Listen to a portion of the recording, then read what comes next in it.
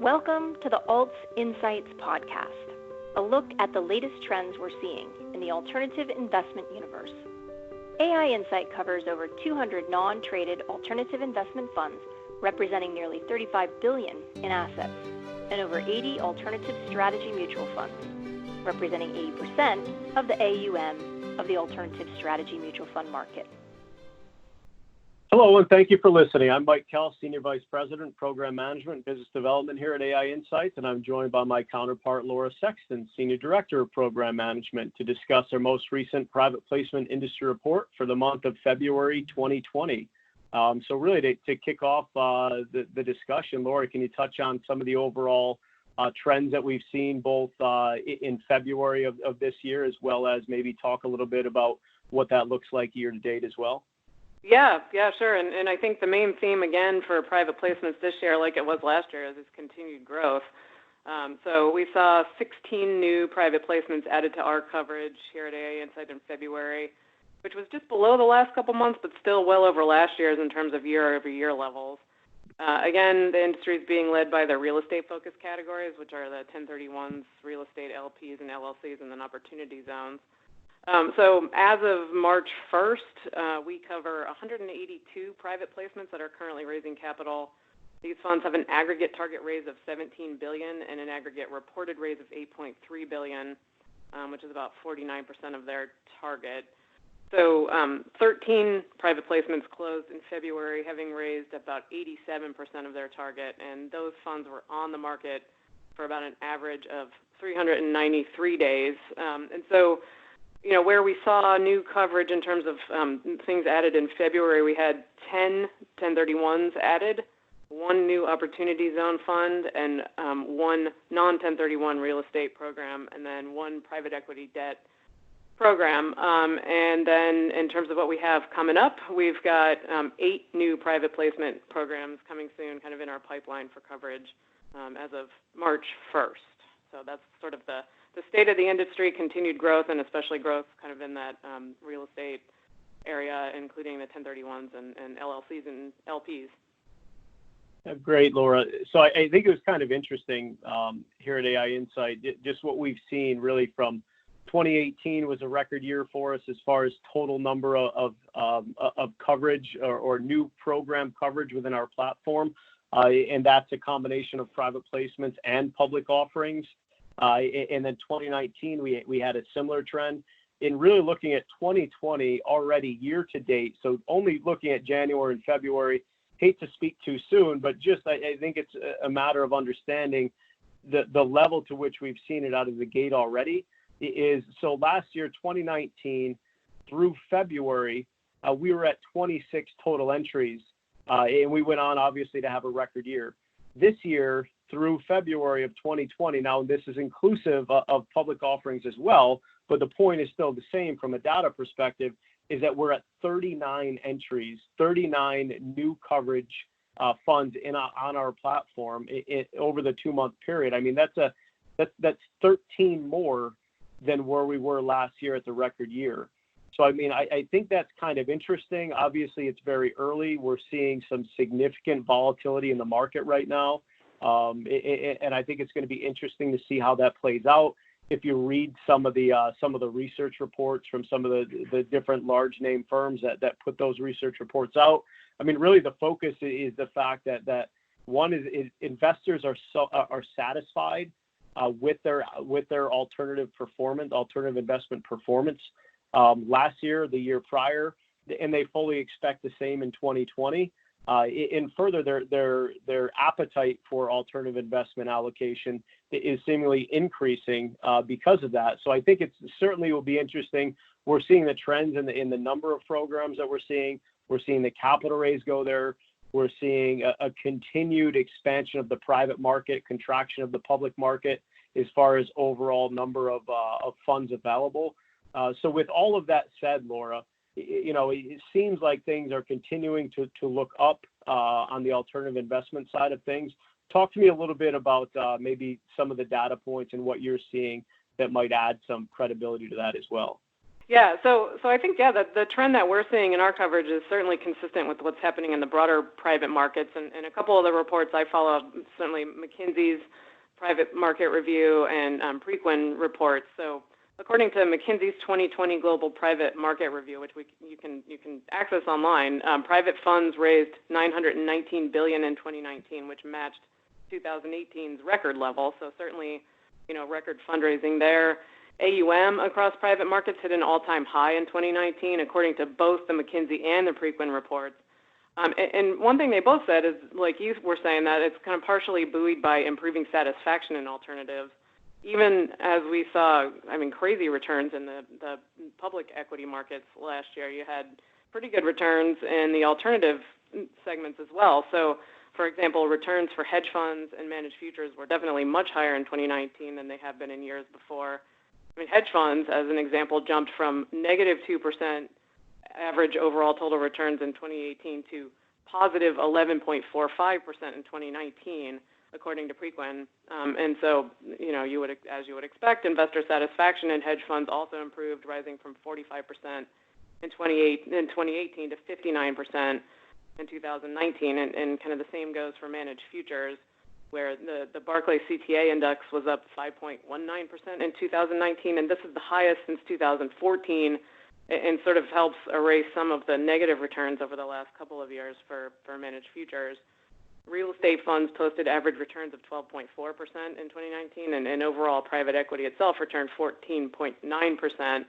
Now, of course, the S&P posted, above 30% returns, but, a year like that, when you have alts returning what they did, that's actually pretty exceptional for the industry. And I think, that's great. I think, like what you said, we're seeing a lot of volatility right now, and I think what we're going to want to watch too is how did alts respond to this type of volatility? You would expect them to protect better than the average equity markets. You saw those, amazing returns last year in the equity markets. Obviously, a lot of volatility this year. So ideally, what you're seeing is they're performing in that kind of narrower range of returns, and while we're seeing all this volatility in the equity markets, the alts categories are kind of protecting as they should be. So it's certainly something we're going to be looking at to see how they held up during this time of volatility. But overall, they've been doing a little bit better than they had over the years before.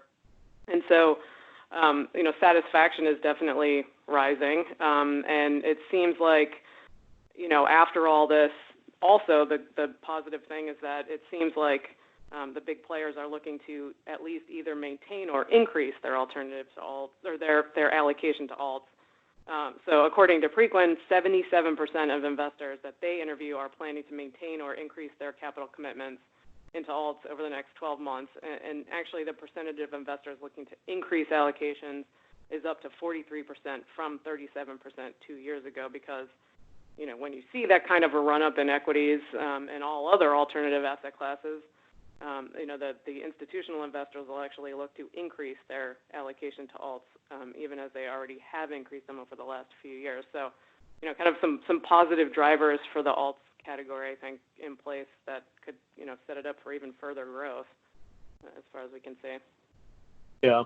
Look, all good points, some great data points in there as well.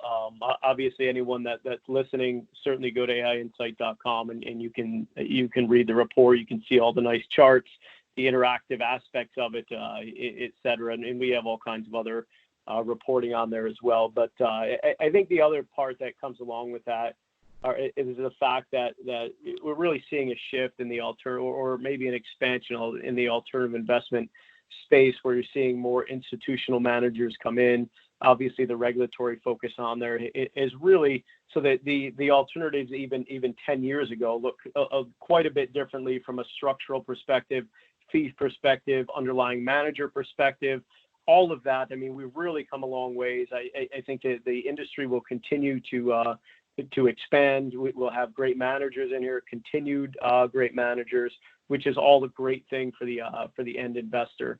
But I think that the fact that we're seeing those managers come into the space as well just continues to add more credibility to it. So hopefully retail investors really take a look and hopefully start increasing their allocations, which is really what they're meant for when you have increased volatility. you're not in an extended bull market period. When you really look at what is really the opportunity that alternative investments serve from a portfolio allocation perspective. And I think if you keep that in mind, then even in periods with increased volatility, it is really when they shine, and is a great thing for those retail investors. So let's shift just for a minute, Laura, before we close out. I think something that we pride ourselves on here at AI Insight is the amount of data that we have in the platform, in a very wide range of data. In something that we have historically done, but we're putting a renewed emphasis on this particular year in 2020, is really charging our analysts with pulling more data out of the platform. Anyone can go to AIinsight.com, get into the platform and look at all these great reports, charts, et cetera, that we have in the platform, cut it different ways, whatever it is that's important to you. But something that we're doing this year, more so than prior years, is really doing one-off ad hoc analysis on different data points. Laura, I'll ask you just a second to touch on one, but just look at us, go to AIinsight.com, look at the blog posts. We're all over social media, and you can really get a better idea of the different things that we're going to look at. Laura will mention a couple here shortly. But really, we want that to be great, informative information throughout the year, but we also want it to be easy reads. The last thing we want to do is provide way too much that you really can't tell the story with it.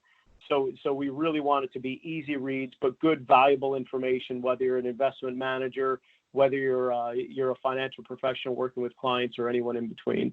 So with that said, Laura, give me a little bit about what we're focusing on this month that subscribers can get excited about.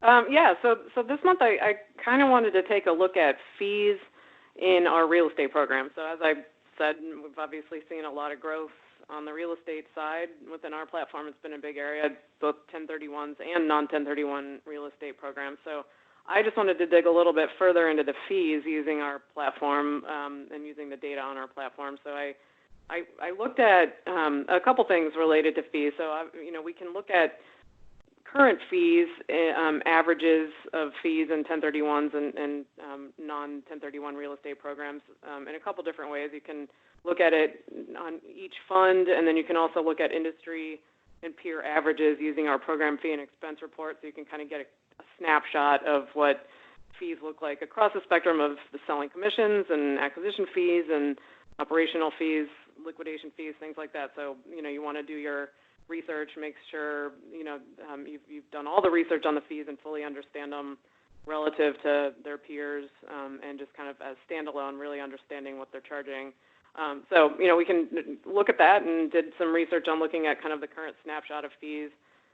But then I also wanted to look at selling commissions, upfront selling commissions, and then net proceeds before acquisition fees for 1031s and non-1031 real estate programs over time, just to see if, there's that discussion out there that, the real focus, the regulatory focus on upfront selling commissions and kind of tightening up those fees that, before money goes into the ground. So what's being taken out before an investment is made in a property, or, the kind of how much money is actually going into the ground from an investor's $100,000 investment, let's say, how much of that is going into the ground, or how much is being taken out in upfront selling commissions and other kind of fees up front.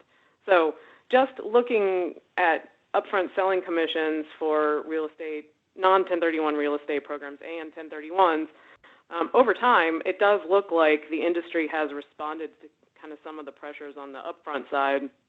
And upfront selling commissions are down in both categories about a full percentage point. So from an average of about 7% for the real estate programs down to an average of about 6% between 2010 and 2020. And so then the net proceeds before acquisition fees, which is basically, how much money is going into the ground, into, the investment before any acquisition fees. This is just the upfront fees, so it could be dealer manager fees, due diligence fees, marketing fees, all of that stuff in the upfront selling commissions. So at that, on the non-1031 side, the average in 2010 was about 87.61%, and now it's 89.3%.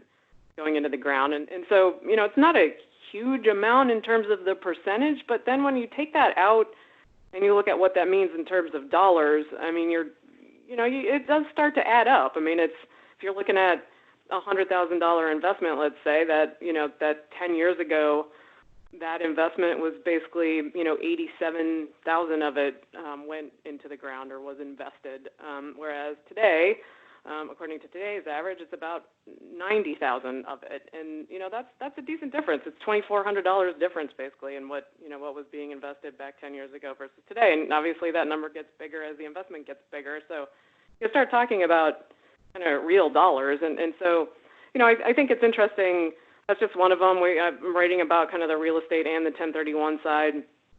I do think it's interesting. I think, it's a data point. It's only one side of the fee story, and you and I have talked about this many times. I mean, it's, upfront selling commissions are one thing. There are many, many other fees that real estate programs have to charge on the operational side and the liquidation side. And many of those are just the cost of doing business. I think, you kind of can't get around what it costs to build a building. You can't get around the construction fees, the permitting fees. I mean, there's so many fees. It's an expensive asset class. It's expensive to own and build real estate. So, there are a lot of underlying fees, many of which are reasonable and justified based on just owning and developing real estate. But, at least from one aspect, the selling commission, the upfront side, it does kind of appear, at least at this point, that the industry has responded and at least kind of tightened up a little bit on those fees. So just one kind of aspect that we've been looking at this month, and we'll be publishing that in a blog.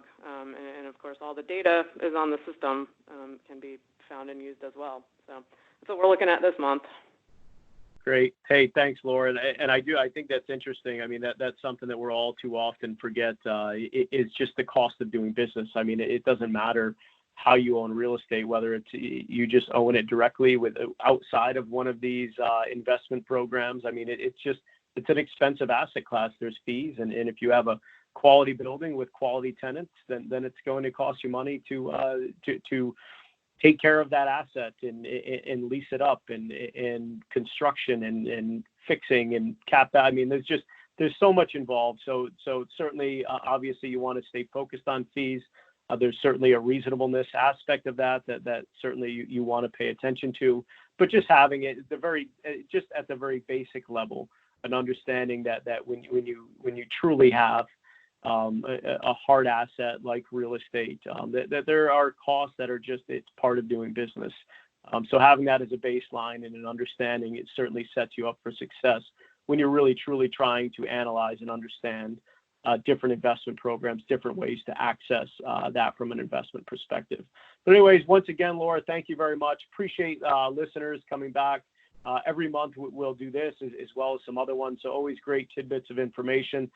Feel free to send us feedback anytime that you can, and we'll continue to provide you valuable content. But thanks again, Laura, and thanks again to the listeners.